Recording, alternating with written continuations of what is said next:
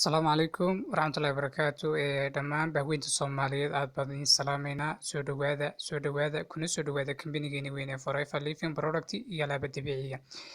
maanta waxaan la share gareyn doonaa insha Allah laba product oo aad iyo aad u muhiima kuwaasoo waxtar u leh bulshadeena ama caruurteena soo dhawaada labadan product oo ah sharaab ka samaysan qudrad oo la yiraahdo peaches iyo sidoo kale kiniinkan kidneys kiniinkan kidneys waa kiniin ka samaysan dhammaan qudrado kala duwan oo u wanaagsan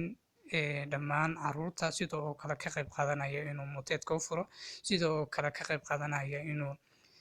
xagga jismiyan caqliyan maskaxiyan kor u qaado kobciyo caruurtii sidoo kale sharaabkan peaches oo sharaab aad iyo aad u wanaagsan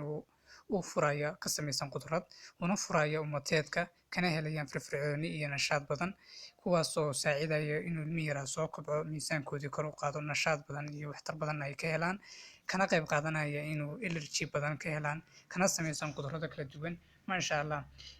inka waxaad ku helaysaa si fudud inaad ilmahaaga yar kor u soo qaadid miisaankiisa isagoo hab dabiici iyo miisaankiisa kor u soo qaadayo aanan hayn waxyaalo kimika ah kuwaasoo ka samaysan qudrado kala duwan maasha Allah aad ku aaminaysid ilmahaaga yar soo dhawaada macaamiisha ku xidhan kambaniga Forever Living Product iyo alaabada